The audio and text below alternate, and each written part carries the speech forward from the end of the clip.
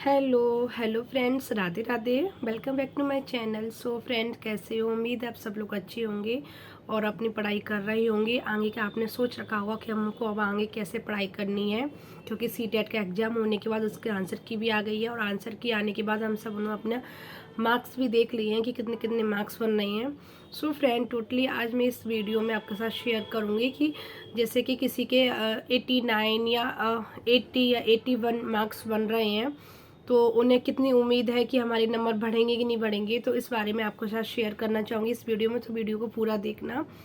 So friends, सबसे पहले मैं आपको बताऊं कि मेरा 7 फरवरी को सीटेट का एग्ज़ाम हुआ था। फर्स्ट शिफ्ट में पेपर 2 मैथ साइंस से थी। उस दिन मेरा एग्ज़ाम हुआ था फ्रेंड्स। एग्ज़ाम मेरा अच्छा था क्योंकि मुझे पेपर की तैयारी मेरी अच्छी थी। मतलब बोलते हैं ना कि इससे पहले मैं तैयारी और एग्ज़ाम की कर रही थी।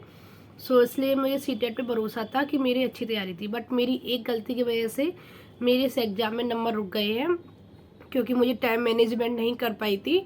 तो इस कारण से मेरे मार्क्स कट गए और बाद में जो भी टाइम बचा उसमें मैंने तुक्के लगाए। तो तुक्के में 10 में से 2 सही होते हैं, तो क्या आपके नंबर बढ़ेंगे? मैं तुक्के के भरोसे ही थी कि मेरे कुछ हो सकता है पासिंग मार्क्स। बट मेरे नंबर बन रहे हैं 88, जो कि मैंने कल की वीडियो में बताया था।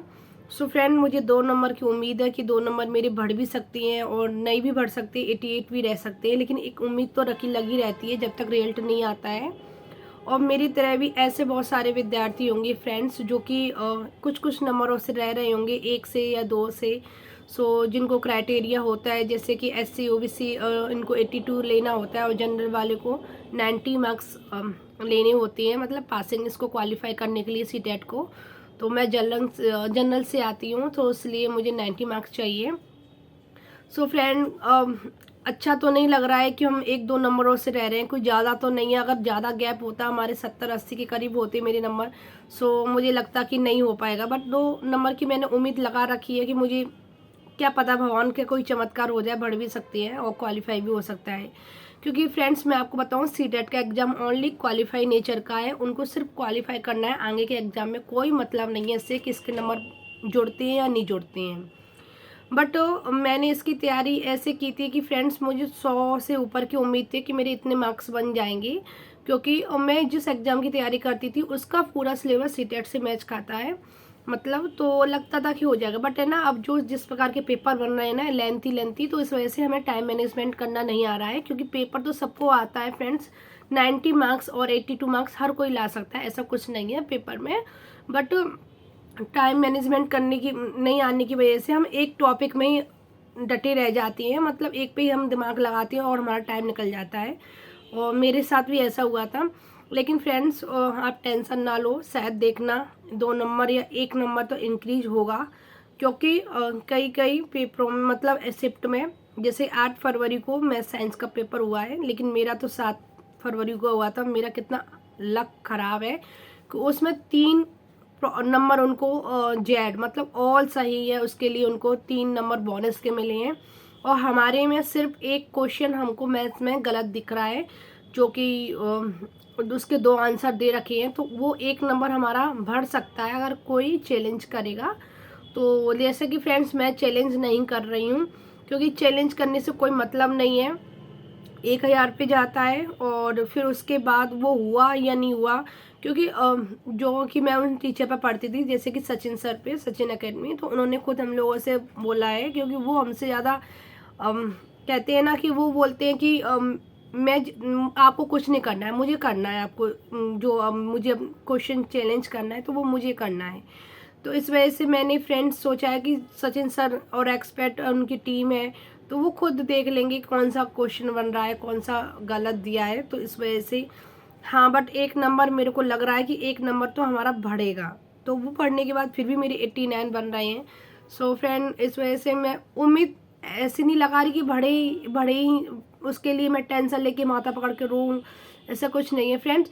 मैं आगे की स्ट्रेटजी बता रही हूँ आपको कि अगर आपको आगे की तैयारी करना है ना, तो इसके भरोसे नहीं रहना है। आपको कुछ सोच के चलना है कि सीटेट का जो सिलेबस है ना, वो किस एग्जाम से हमारा मैच खा रहा है। मतलब देखना, आमतौर पर जितने भी टेट होते हैं, MP TET, Rajasthan TET, UP TET, सब में हमारा एक ही सिलेबस होता है।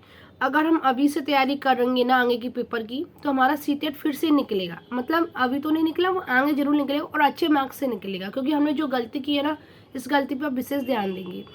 और मैं उन लोगों को बोल रही हूँ जैसे मैंने गलती की है, उस तरह की और लोगों ने गलती की है, उनके लिए बोल रही हूँ। आप अपने ऊपर नहीं लेना कि जो गलती मैंने की है वो सब ने की है। और जिस वजह से अगर टाइम मैनेजमेंट नहीं हो पा रहा है, मतलब अभी से लग जाओ। अपनी सबसे पहले एनसीईआरटी को पढ़ लो। एनसीईआरटी सब लोग बोलते हैं एनसीईआरटी पढ़ो, मैंने एनसीईआरटी को कई बार पढ़ लिया, लेकिन उस तरीके से नहीं पढ़ा जो बारीकी से पढ़ा जा सकता है। उसको मैंने सरसरी तरीके से पढ़ी है और फिर उसके बाद मैंने उसके आधार पर मैं देने गई हूँ।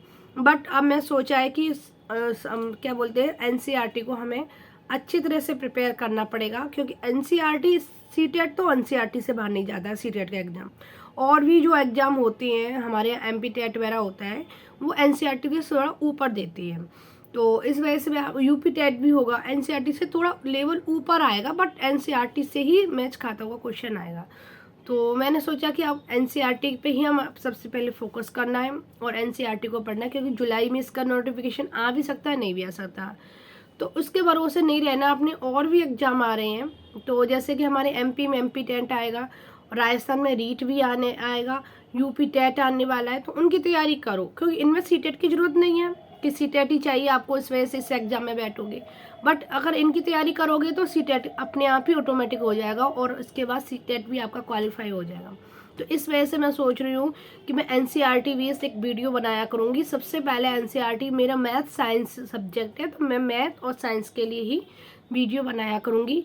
अगर जिस लोगों को अगर मेरी वीडियो देखना चाहते हैं, एनसीईआरटी अपनी तैयारी करना चाहते हैं, तो प्लीज़ चैनल को सब्सक्राइब करना और वीडियो अगर अच्छी लगी हो लाइक कर देना, हेल्पफुल हो आपके लिए। और प्लीज़ यार, आपको टेंशन नहीं लेनी है, जो हुआ सो हुआ। अगर नंबर नहीं बन रहे हैं, 90 मार्क्स नहीं बन रहे हैं, टेंशन ना लो, क्योंकि सीटेट बार बार आता है, एक बार में ही नहीं रहता। सीटेट फिर से आएगा, एग्जाम फिर से देंगे, और जो गलती हुई है अब आगे गलती नहीं करेंगे। तो मेरा यही कहना था आप लोगों से। तो प्लीज़ मेरे चैनल को सब्सक्राइब करना ध्यान से।